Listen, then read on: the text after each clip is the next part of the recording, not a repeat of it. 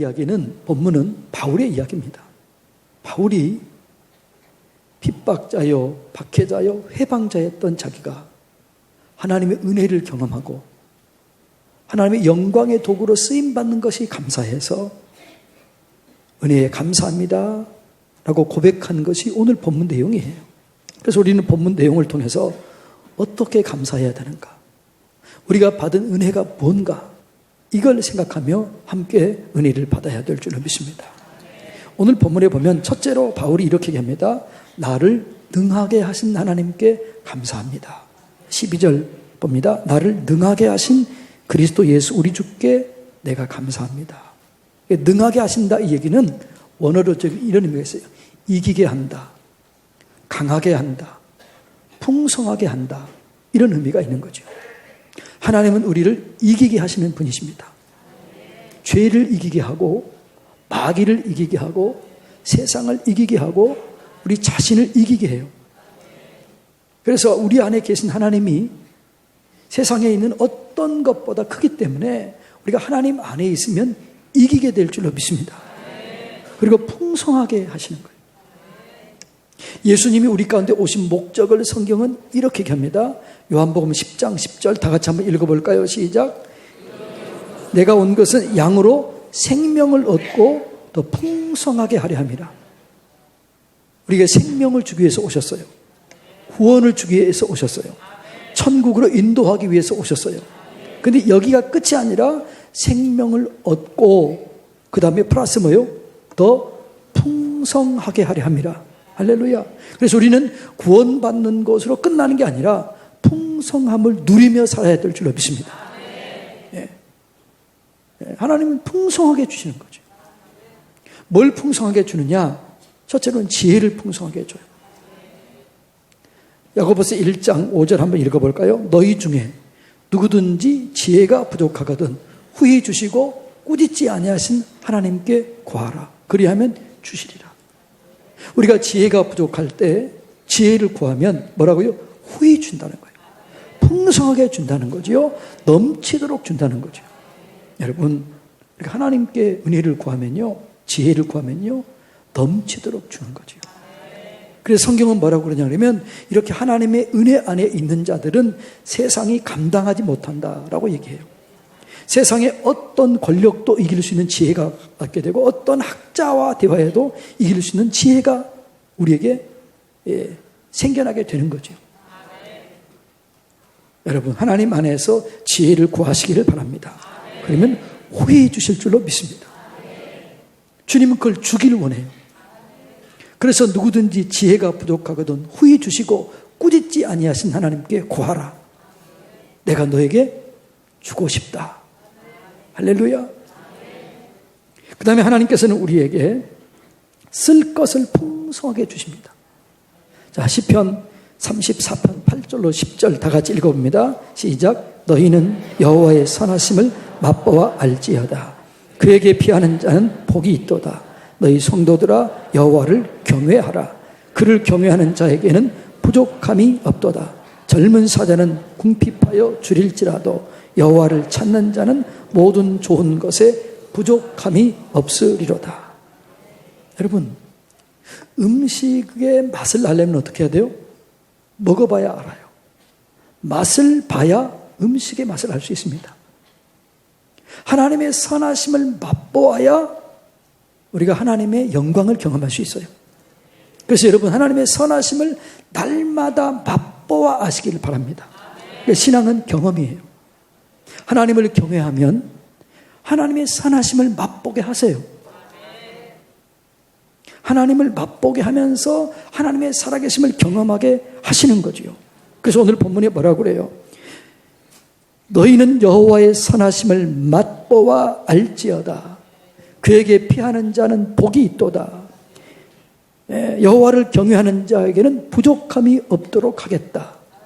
젊은 사자가 굶을 한이 있더라도 여호와를 경외하는 자들에게는 굶는 일이 없도록 도와주겠다. 이거를 여러분 내가 맛보아야 돼요. 경험해야 돼요. 그렇게 될 때 우리의 신앙이 점점 커지고 성장하게 되고 흔들리지 않는 반석 같은 믿음이 되는 거죠. 옆에 사람과 인사합시다. 하나님의 선하심을 맛보아 알아갑시다. 신앙은 맛보는 거예요. 경험하는 거예요.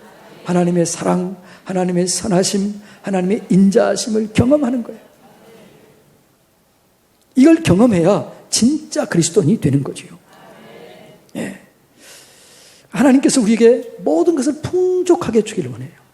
빌립보서 4장 19절 20절 다 같이 읽습니다. 나의 하나님이 그리스도 예수 안에서 영광 가운데 그 풍성한 대로 너희 모든 쓸 것을 채우시리라. 하나님 곧 우리 아버지께 세세 무궁하도록 영광을 돌릴지어다. 아멘. 하나님께서 우리에게 풍성하게 주시기를 원해요. 그래서 예수 그리스도 안에서 풍성함을 누리면서 하나님께 영광을 돌려야 되는 거죠. 여러분이 풍성함을 누리고 세세토록 하나님께 영광 돌리시기를 축복합니다. 하나님이 풍성하도록 우리를 하기 위해서 오셨다는 거죠. 하나님은 우리에게 주실 때 음식도 풍성하게 줘요. 성경에 보면 하나님께서 출애굽 만나 세대에게 만나와 메추라기를 줘요. 어떻게 줘요? 풍성하게 줍니다. 질리도록 먹게 해요. 여러분, 엘리야 선지자가 굶주려 있을 때 까마귀를 통해서 풍성하게 먹이십니다. 사복음서에 나와 있는 오병이어의 기적은 보면 물고기 떡 5개와 물고기 2마리로 5,000명을 먹이고 어떻게 해요? 12광주리가 남아요. 광주리가 조금 했을까요? 성경에 보면요, 얼마나 크냐 하면 그 광주리를 타고 바울이 위에서 내려 도망가잖아요. 그 광주리. 그 광주리가 얼마나 크겠어요? 12광주리를 남게 하신 하나님, 이게 우리 하나님이신 줄로 믿습니다. 하나님은 우리의 삶을 언제나 풍성하게 하세요. 그래서 사도 바울이 이렇게 얘기합니다. 하나님의 은혜를 경험했던 사도 바울이 내게 능력 주시는 자 안에서 나는 모든 것을 할 수 있습니다. 이건 그의 교만이 고백이 아니고 실제로 자기가 체험한 체험의 고백입니다. 이 배경을 보면은요, 바울이 어떻게 이 풍성함을 누렸느냐 그러면 풍성함을 이제 누릴 수 있는 그런 비법을 깨달았다는 겁니다. 사도 바울이 늘 항상 이렇게 풍부했던 건 아니에요. 그런데 그렇게 능력 주시는 자 안에서 모든 것을 할 수 있다고 고백했던 것은 비결을 배운 거예요. 어떤 비결을 배웠느냐? 자, 빌립보서 4장 12절 다 같이 읽습니다. 내가 비천에 처할 줄도 알고 풍부에 처할 줄도 알아. 모든 일에 배부르며 배고픔과 풍부와 궁핍에도 일체의 비결을 배웠노라. 나는 풍부했었기도 하고 가난하기도 해봤고, 먹을 것이 많을 때도 있었고 없을 때도 있었다. 그런데 어떠한 상황이든지 간에 거기서 나는 하나님의 은혜를 경험하는 비결을 배웠다. 그래서 나는 어떤 상황과 환경 속에서도 감사하는 법을 배웠다. 누리는 법을 배웠다. 그래서 나는 능력 주신 하나님 안에서 모든 것을 할 수 있다. 여러분, 풍부의 비결을 배우는 것, 이게 참 신앙의 모습인 줄로 믿습니다. 이게 십자가와 부활의 신앙이에요. 여러분, 예수 믿어도 우리는 고난을 당할 수 있고 환난을 당할 수 있고 어려움을 당할 수 있습니다. 이때 우리는 어떻게 해요? 부활하신 주님을 바라보는 겁니다. 그리고 내게도 이 부활의 영광이 있을 것이다. 그리고 그 부활하신 주님과 함께 이겨내는 거예요. 근데 또 우리가 풍부를 경험할 수 있습니다. 근데 풍부를 경험하면 교만해질 수 있어요. 그럴 때 우리 주님께서 나를 위해서 십자가에서 고난을 당하셨고 나를 위해서 저주받으셨는데 내가 주님을 위해서 내 인생을 살아야지. 그러면 십자가의 고난을 묵상하면서 겸손해질 수 있는 거죠. 하나님은 우리에가요, 성공하기보다는 성숙하기를 원해요. 그러니까 하나님은 성숙을 원하는 거죠. 그러니까 고난과 역경을 통해서도 성숙하면 그게 복이에요. 축복을 받았는데 이 축복을 통해서 하나님께 영광 돌리고 하나님을 기쁘게 하는 일을 하면서 성숙하면 이게 복이에요. 그러니까 하나님은 우리가 성공하는 데 관심이 있는 게 아니라 성숙하는 게 관심이 있는 거죠. 바울이 그래서 나는 일체의 비결을 배웠노라. 이 말은 무슨 말이에요? 나는 성숙하게 되었다. 어떤 상황과 환경 속에서도 그걸 이길 수 있는 성숙한 자가 되었다. 그래서 나는 감사한다. 이게 바울의 고백입니다.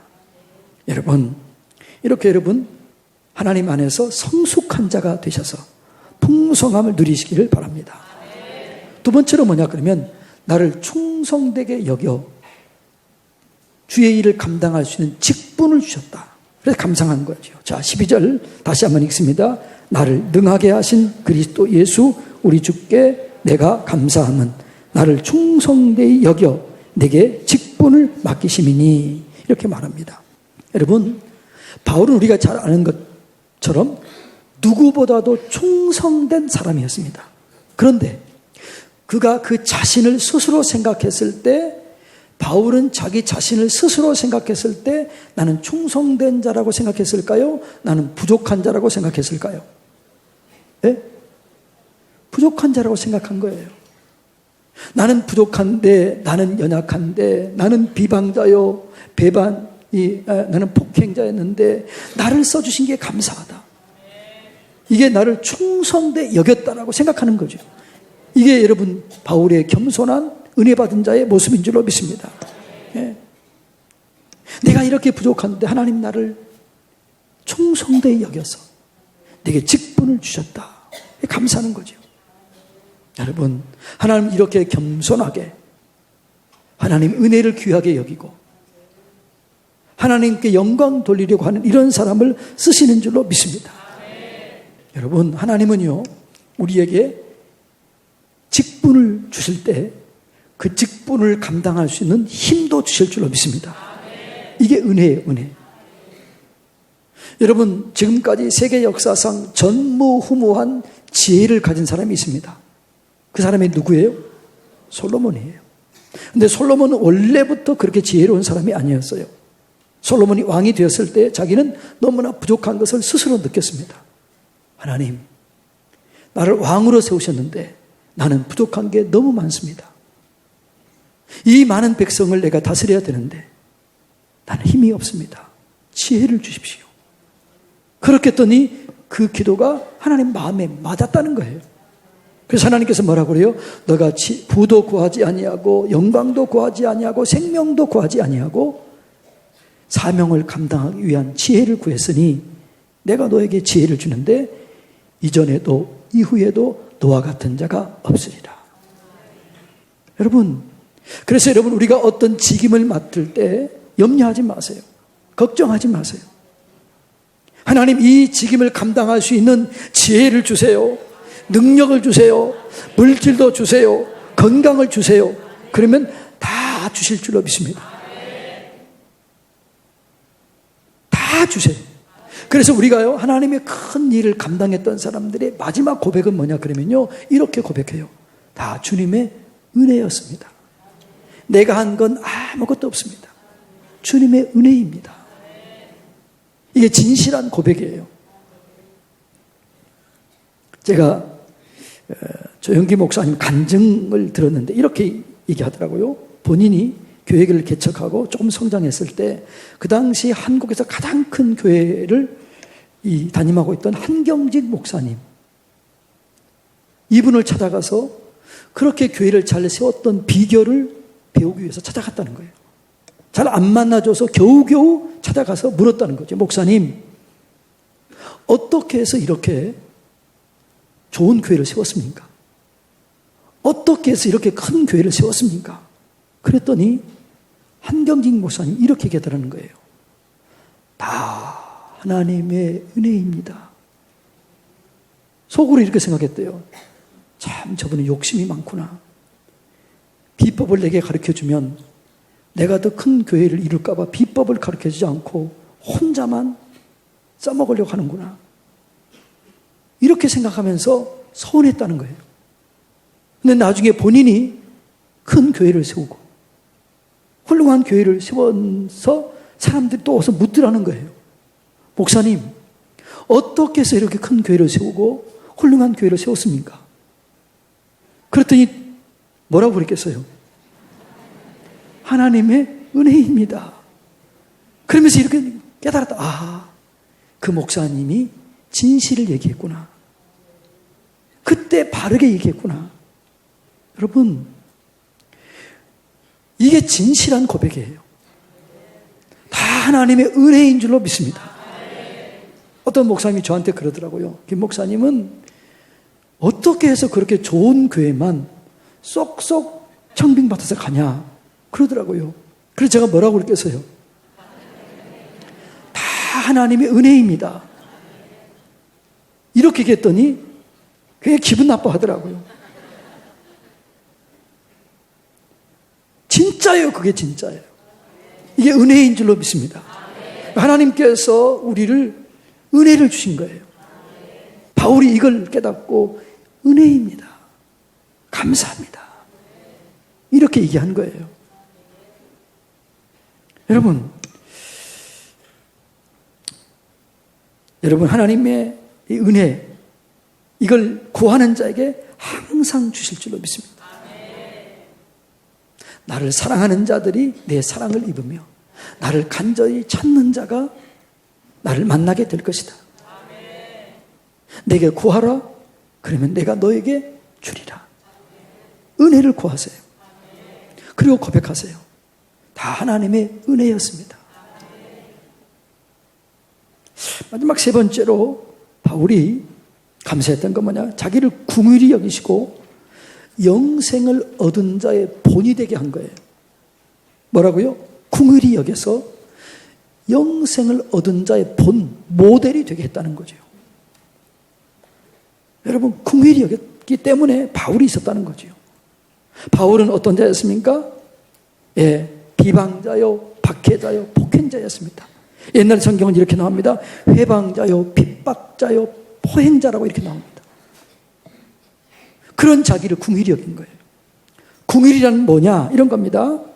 긍휼은 내가 잘못한 것이 너무 많아서 벌을 받아야 되는데 벌을 주지 않고 나를 사랑해서 오히려 귀한 것을 준 게 이게 긍휼이에요.